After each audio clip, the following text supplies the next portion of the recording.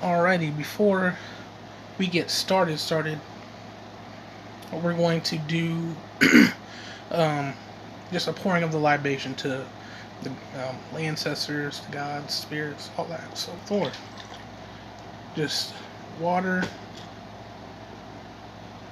and chalice. Got my candle lit. Ashe Lord Ganesha, Ashe Lakshmi, Ashe Archangel Michael, Ashe Anubis, Ashe Bastet, Ashe ancestors known and unknown. So we're going to get going today. So, the title of the video, obviously, generational curses and how to banish them or get rid of them. But we have to know how to identify a generational curse and what is a generational curse. So, my idea of a generational curse is just something that you can't seem to break, and it is always tied to your family in some sort of way. It shows itself, like, say you tell your mom or your dad, I want to travel. No, I really want to travel, and they always tell you, don't do that. Or they put down the idea of traveling, saying you're never gonna do that. There's no chance. Something like that. Everybody has those few things or that one thing in your life that when you tell your family, it's always, they always put you down. It could be any family member, and it's always instant. There's some, I'm not gonna say negative energy, because not all negative energy is bad and not all positive energy is good, but it's just not serving you to hear those things. It makes you feel a certain type of way, and that is definitely ingrained. So if there are generations before that had trouble leaving the homeland, or going out of the country or traveling anywhere, it trickles down into the DNA, and it shows itself when somebody wants to break the cycle, the curse. They are met with resistance. So when it comes to you and your family, what type of resistance are you met with when you confront certain topics or certain things? So, like, with me, I know it's spirituality, it's working with my ancestors. It's like, I mentioned something like that to my own mom before, and man, she's a hardcore Christian, so she wasn't about that shit. She was all but like saying fuck the ancestors. I'm like, basically. She said, well, I'm like, well, so I can tell what my things are. So what you have to do is you have to identify them. If you can, you have to pay close attention to you. And for some of us, you're not around your actual family. You may be adopted, but those things still stick around. So say you're even adopted. One generational curse that you might have may be abandonment. You can't find none of your family. There it is right there. You don't, just because you can't find your family don't mean you can't find the source of the issue. It's right there. Well, that's one thing, abandonment. For some people who have been adopted, most people who are adopted were abandoned by their family. Not always. It doesn't always work out that way. There, sometimes, your people may have died or something like that, or, could have been some tragic accident, who knows. But in some shape or form, you are abandoned, whether on purpose or by design or by accident. There's one thing, And like I said, with me and my family, it's definitely like spirituality. We have a blockage there. I have been met, like, I don't talk about it. I'm surprised that they haven't already fucking, like, they might, like, some certain family members might, like, maybe one family member, like my mom might know, but she may just, like, be brushing it off. I don't know. But it's not something, it's brought up, like, when I try to talk to my big sister about certain forms of thought, like subconscious programming. They'll say, oh, you sound like Dad. No, I don't. My dad don't say shit like that. But I know what they mean. They're like throwing it out of the way. Patterns that you experience in your everyday life in the now. And you can change those. And they're like, no way. Like, it's like, I can tell there's a block there. So basically, you have to, once you identify what the block is for you, the one honoring your ancestors and your family, you gotta keep taking that the responsibility is yours, because everybody else is at a certain level. You're not any better than them. You may have had more lifetimes, so you've done this more. That jump in your consciousness, that DNA woke up. So this is when it comes to DNA, because DNA is reprogrammable.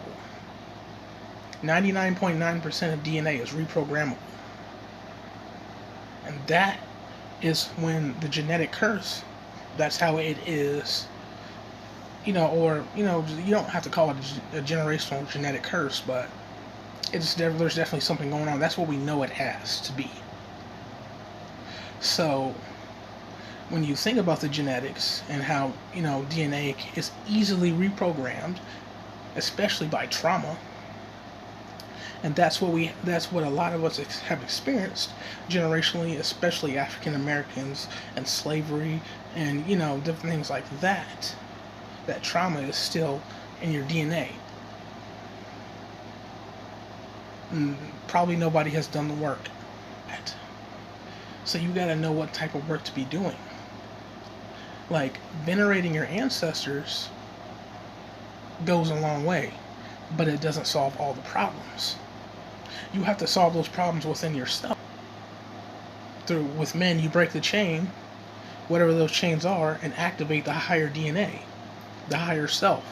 Those other 12 strands of DNA that they say that we haven't activated yet, it's just your higher self, basically, in an aspect, but it's been shut down because of how society works and what others in your line and your genetic pool have been through, and nobody's done the work. So it's shut down, and the way society is moving now, it keeps it shut down. Society is designed to keep us operating at our lower selves.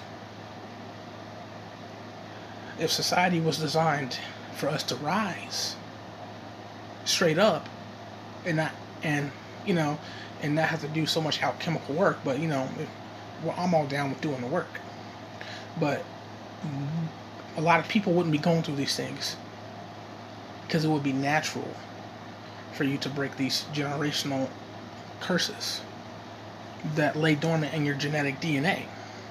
So like I said, now that you know there's a problem, and now that you know that you have to identify and how to identify that issue, what do you do? Like I said, one way is working with your ancestors. Being conscious of their struggles, if you know about them, and just freeing them on the other side. They will probably help you bring up this stuff. Like, a lot of people, when they start working with their ancestors, a lot of the shit comes up.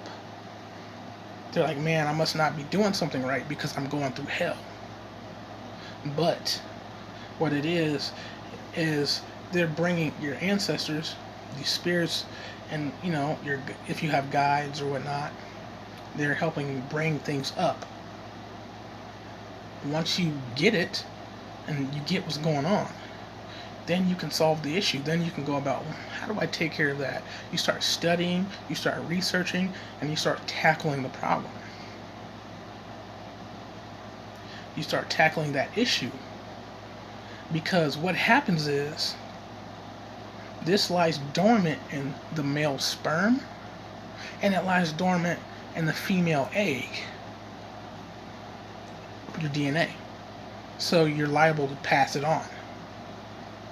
That's all that it is. It lies dormant in those fashions. It's like a trick. There's always the trickster. You pass it on. So, like, how to easily figure out how certain things fall in your family. Like, say, with African Americans, they say, we have an issue, a lot of our generational lines have issues of heart disease and diabetes and things like this, you have to instantly go to the spiritual realm. So if they have issues with any type of issue with the heart, that's the heart chakra. You need to be doing heart chakra work. Okay? So then what does that look like physically? What does that look like spiritually? What does that look like mentally? Now you can tackle that issue and structure it. Now you can give it that masculine energy. Okay, so now spiritually I need to be doing some meditations. I need to be resonating with, 639 hertz, 500 hertz, and 528 hertz. 500 hertz as described in this book right here, Power versus Force, by David R. Hawkins. The frequency of the heart is 500 hertz. I'll show you the graph that he has.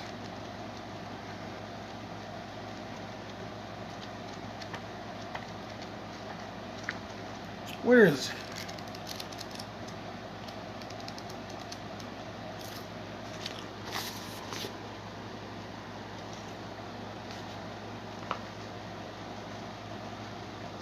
Love is right here.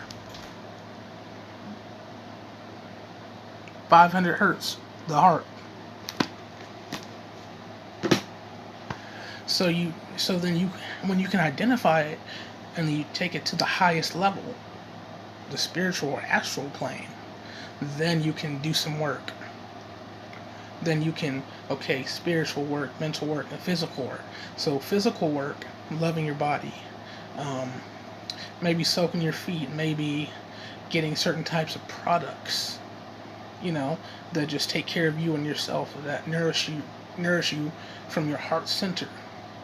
And then you have to think that way as well. You have to have those type of loving thoughts for yourself. That is, I won't say the easier work. It just depends. For a lot of people, the mind might be the easier work. It's just more consistency. Once you consistently think a certain type of way, then it sets in, becomes subconscious, and then from there, after a certain period of time, you're there. But generational curses, they run deep. Oh, shout out to Nori O'Dono. This video was requested by Nori. We were talking in the comments of one of my previous videos, and she asked me about generational curses. I'm really mostly just talking about this from the hip. I watched a couple videos, but this is something that I have a lot of wisdom about, a lot of knowledge about. It's one of those things that, when you work with your ancestors, and you have for a bit, and you have identified certain things within yourself that you need to take care of, you can kind of talk about it freely. The right brain opens up a lot more, and the left brain does its thing, and you can kind of get that channel. It just kind of flows through. But yeah, so shout out to her for mentioning this video. I've always wanted to do a video like this, and I'm not gonna say that's it. I definitely want to keep going. So identifying certain things, you just have to know what runs in your family, and then take it to a spiritual aspect. You got to do the work. Sometimes the work is in the mind, and that's studying. Studying is very mental property. It's a left brain thing. So you got to study. Okay, well, if your family has problems with heart disease, you see what I'm saying? What chakra does that correlate to? The heart chakra. You gotta do some work. You gotta do some research on the heart chakra.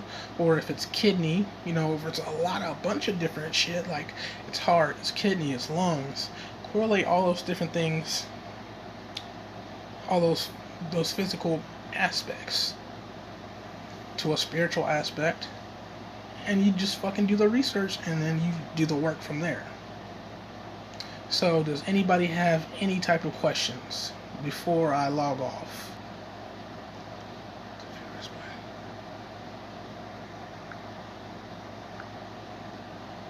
Start conversations with the viewers by chatting.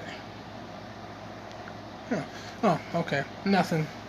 I was trying to see if on this app I could put something in the chat, but I may have to get Zoom. I'm thinking about getting Zoom to make these lives easier, and maybe I can start going live with some of you guys.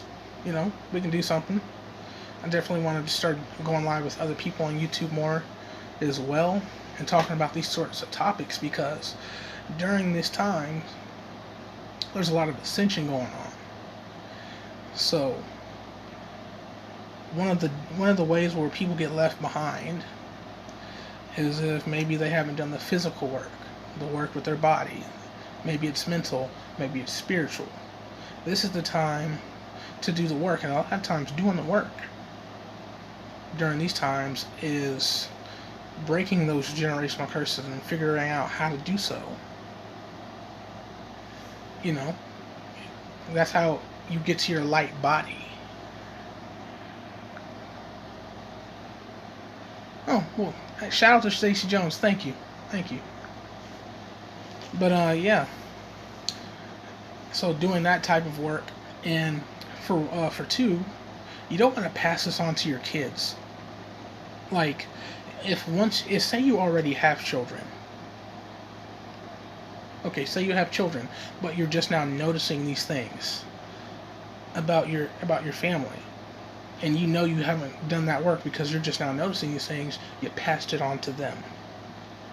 So it's your responsibility to help them not pass it on to their kids. And it's your responsibility to say you don't even have any more kids or don't want to have any more kids, to, you know, raise your frequency by working with your DNA, because DNA is very, very reprogrammable. That puts you on a different level. Okay, so I want to talk about the Anunnaki now. So if you ever heard of the Sumerians and the Anunnaki story, which I was reading up on not that long ago. I mean, I've heard it so many times in this community. Know about some of the deities like Enki and Enlil and Tiamat, but I never actually dived deep into the actual story. I just know, like, the Tower of Babel story, like, how that's all code, by the way. Like how, the humans in that time, or the beings in that time, the people that'd be like us, built a society that had one language, which was symbolism. One language, it consisted of like symbolism and like telepathy.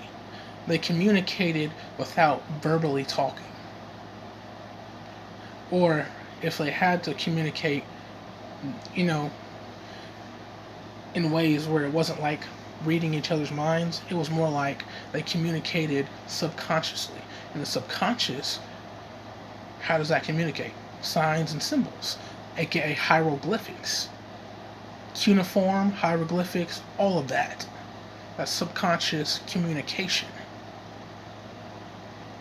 You have to break it down with your subconscious, and then it goes to the conscious mind. But the symbols come from the unconscious. So that's what was going on in the Tower of Babel, and the gods of that time came back and said, damn, they doing too much. And they're building this tower to heaven. The tower is code for DNA. So this is where generational curses breaks in. So now that you know that the tower is code for DNA, what they did was, back then, beings, or human beings, Homo sapiens, were living to like past 120 years. They weren't really aging. What they did was they locked down the DNA generationally by doing things that are done here in society to keep our DNA, our unactivated DNA, lying dormant. That's what they did. They crashed the tower. The tower is the double helix. It's built up like a tower, an intertwining tower. You see? So they crashed it and put some certain things in. So like when they say they genetically modified, so like I'm a farmer, that's what I do. when I'm not on YouTube, I'm always fucking with my plants and shit. So, say I have a bell pepper that grows to be really fucking big, really huge. Now, all my other bell peppers are like average size, some are small. Now, this bell pepper happens to be really big, and it's like really sweet as well. What I'm gonna do now, this is GMO 101, genetic modification, genetically modifying organisms. So not all GMO is bad. I'll do a video on that. You might be shocked, but I'll do a video on that. But just follow along. So I take the seeds from this big ass, sweet ass bell pepper, and that's the one that I grow next year. And then I look for not seeds, but I look for another bell pepper off of that plant, that come from those seeds, that I'm growing the next season, or say I have enough time in the current growing season to grow it. I look for another plant, another fruit, because that's, all plants that produce vegetation like that grows from a tree is called fruit, technically. So like peppers are actually technically fruits and not vegetables. But that's another topic for another day. What happens is I'm going to pick the fruit of the vegetation that looks just like the one that I, got the seeds from. And then I keep doing that, and I keep doing that, and I keep growing these, a certain type of, I keep growing a certain type of, I'm going to say like, it has certain traits. I keep growing the plant with the traits that I want, basically, until I get a plant that only produces that. And that's what the Anunnaki did. There's Enki and Enlil. There's one brother that was evil, seen as evil, and there's one that was just straight up that way. They create the balance. One of them gave us the genes that lie dormant within us because he knew his brother would not do right. He knew what his brother was going to do. So, in order to save humanity, one of the brothers gave us a little bit extra. And the other brother seeks to keep us in that lower nature, though he does not know that we have a little bit extra.